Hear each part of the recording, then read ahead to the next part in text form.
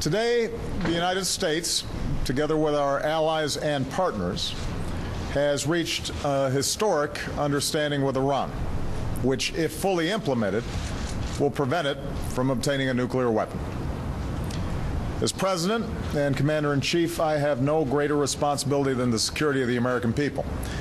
And I am convinced that if this framework leads to a final comprehensive deal, it will make our country, our allies, and our world safer.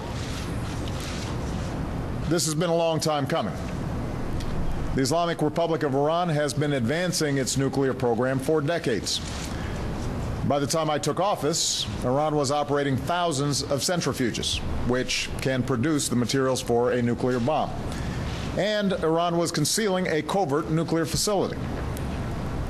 I made clear that we were prepared to resolve this issue diplomatically, but only if Iran came to the table in a serious way. When that did not happen, we rallied the world to impose the toughest sanctions in history, sanctions which had a profound impact on the Iranian economy. Now, sanctions alone could not stop Iran's nuclear program, but they did help bring Iran to the negotiating table. Because of our diplomatic efforts, the world stood with us, and we were joined at the negotiating table by the world's major powers: the United Kingdom, France, Germany, Russia, and China, as well as the European Union. Over a year ago, we took the first step towards today's framework with a deal to stop the progress of Iran's nuclear program and roll it back in key areas. And recall that at the time, skeptics argued that Iran would cheat and that we could not verify their compliance and the interim agreement would fail. Instead, it has succeeded exactly as intended. Iran has met all of its obligations. It eliminated its stockpile of dangerous nuclear material.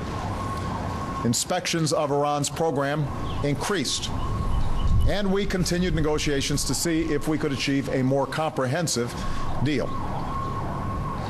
Today, after many months of tough, principled diplomacy, we have achieved the framework for that deal.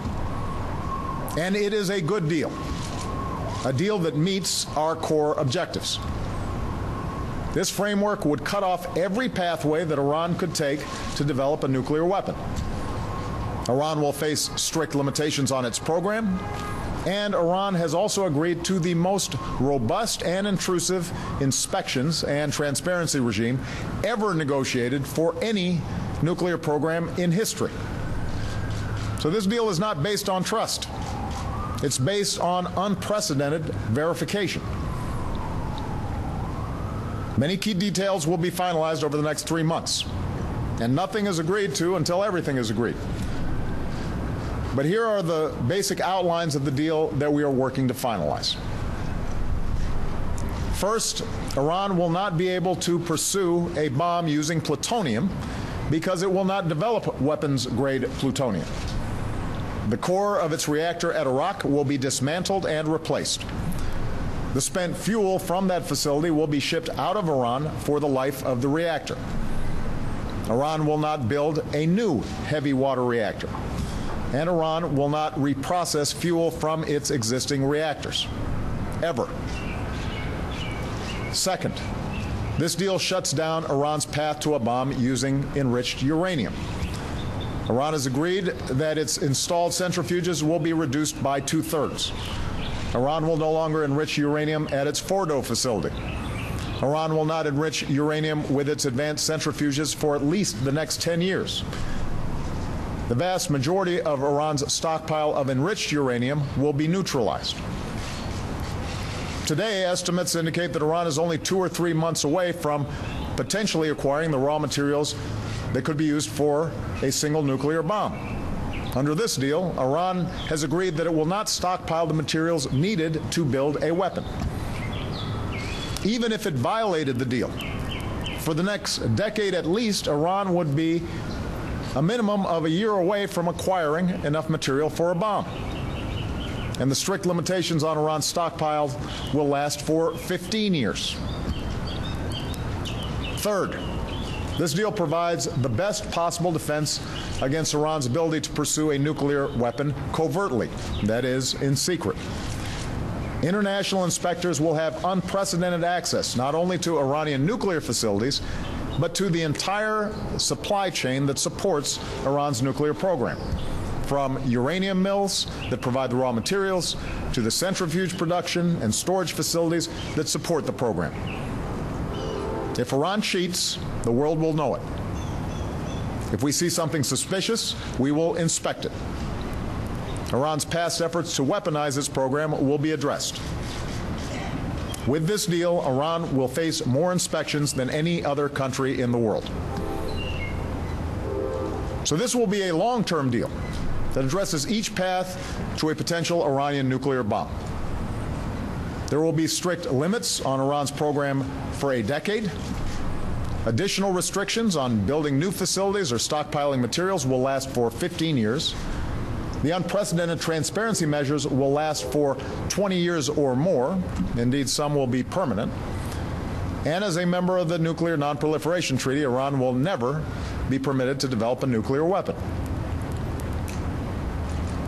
In return for Iran's actions, the international community has agreed to provide Iran with relief from certain sanctions.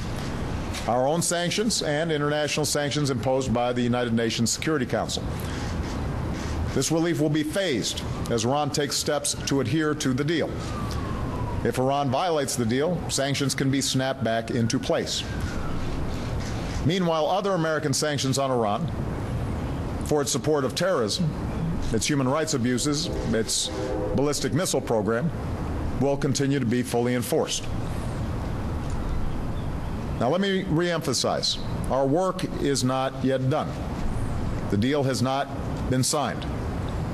Between now and the end of June, the negotiators will continue to work through the details of how this framework will be fully implemented, and those details matter. If there is backsliding on the part of the Iranians, if the verification and inspection mechanisms don't meet the specifications of our nuclear and security experts, there will be no deal.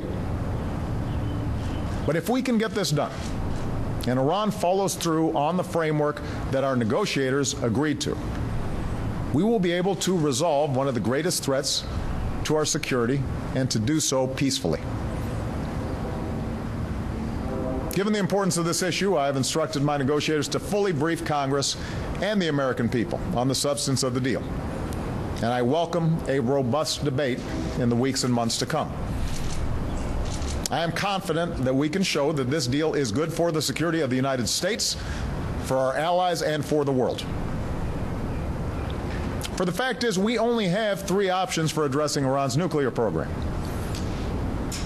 First, we can reach a robust and verifiable deal, like this one, and peacefully prevent Iran from obtaining a nuclear weapon. The second option is we can bomb Iran's nuclear facilities, thereby starting another war in the Middle East, and setting back Iran's program by a few years. In other words, setting it back by a fraction of the time that this deal will set it back. Meanwhile, we'd ensure that Iran would race ahead to try and build a bomb. Third, we could pull out of negotiations, try to get other countries to go along and continue sanctions that are currently in place or add additional ones, and hope for the best, knowing that every time we have done so, Iran has not capitulated, but instead has advanced its program, and that in very short order, the breakout timeline would be eliminated, and a nuclear arms race in the region could be triggered because of that uncertainty. In other words, the third option leads us very quickly back to a decision about whether or not to take military action, because we'd have no idea what was going on inside of Iran. Iran is not going to simply dismantle its program because we demand it to do so. That's not how the world works, and that's not what history shows us. Iran has shown no willingness to eliminate those aspects of their program that they maintain are for peaceful purposes, even in the face of unprecedented sanctions. So should negotiations collapse because we, the United States, rejected what the majority of the world considers a fair deal, what our scientists and nuclear experts suggest would give us confidence that they are not developing a nuclear weapon, it's doubtful that we can even keep our current international sanctions in place. So when you hear the inevitable critics of the deal sound off, ask them a simple question. Do you really think that this verifiable deal, if fully implemented, backed by the world's major powers, is a worse option than the risk of another war in the Middle East? Is it worse than doing what we've done for almost 2 decades with Iran moving forward with its nuclear program and without robust inspections? I think the answer will be clear. Remember, I have always insisted that I will do what is necessary to prevent Iran from acquiring a nuclear weapon, and I will. But I also know that a diplomatic solution is the best way to get this done and offers a more comprehensive and lasting solution. It is our best option by far. And while it is always a possibility that Iran may try to cheat on the deal in the future, this framework of inspections and transparency makes it far more likely that we'll know about it if they try to cheat. And I or future presidents will have preserved all of the options that are currently available to deal with it. To the Iranian people, I want to reaffirm what I've said since the beginning of my presidency. We are willing to engage you on the basis of mutual interests and mutual respect. This deal offers the prospect of relief from sanctions that were imposed because of Iran's violation of international law. Since Iran's supreme leader has issued a fatwa against the development of nuclear weapons, this framework gives Iran the opportunity to verify that its program is in fact peaceful. It demonstrates that if Iran complies with its international obligations, then it can fully rejoin the community of nations, thereby fulfilling the extraordinary talent and aspirations of the Iranian people. That would be good for Iran, and it would be good for the world. Of course, this deal alone, even if fully implemented, will not end the deep divisions and mistrust between our two countries. We have a difficult history between us. And our concerns will remain with respect to Iranian behavior so long as Iran continues its sponsorship of terrorism, its support for proxies who destabilize the Middle East, its threats against America's friends and allies, like Israel. So make no mistake, we will remain vigilant in countering those actions and standing with our allies. It's no secret that the Israeli Prime Minister and I don't agree about whether the United States should move forward with a peaceful resolution to the Iranian issue. If, in fact, Prime Minister Netanyahu is looking for the most effective way to ensure Iran doesn't get a nuclear weapon, this is the best option. And I believe our nuclear experts can confirm that. More importantly, I will be speaking with the Prime Minister today to make clear that there will be no daylight, there is no daylight, when it comes to our support for Israel's security and our concerns about Iran's destabilizing policies and threats towards Israel. And that's why I've directed my national security team to consult closely with the new Israeli government in the coming weeks and months about how we can further strengthen our long-term security cooperation with Israel and make clear our unshakable commitment to Israel's defense. Today I also spoke with the King of Saudi Arabia to reaffirm our commitment to the security of our partners in the Gulf, and I'm inviting the leaders of the 6 countries who make up the Gulf Cooperation Council, Saudi Arabia, the United Arab Emirates, Kuwait, Oman, Qatar, and Bahrain, to meet me at Camp David this spring to discuss how we can further strengthen our security cooperation while resolving the multiple conflicts that have caused so much hardship and instability throughout the Middle East. Finally, it's worth remembering that Congress has, on a bipartisan basis, played a critical role in our current Iran policy, helping to shape the sanctions regime that applied so much pressure on Iran and ultimately forced them to the table. In the coming days and weeks, my administration will engage Congress once again about how it can play a constructive oversight role. I'll begin that effort by speaking to the leaders of the House and Senate today. In those conversations, I will underscore that the issues at stake here are bigger than politics.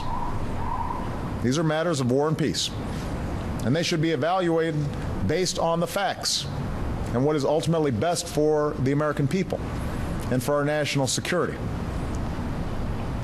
For this is not simply a deal between my administration and Iran. This is a deal between Iran, the United States of America, and the major powers in the world, including some of our closest allies.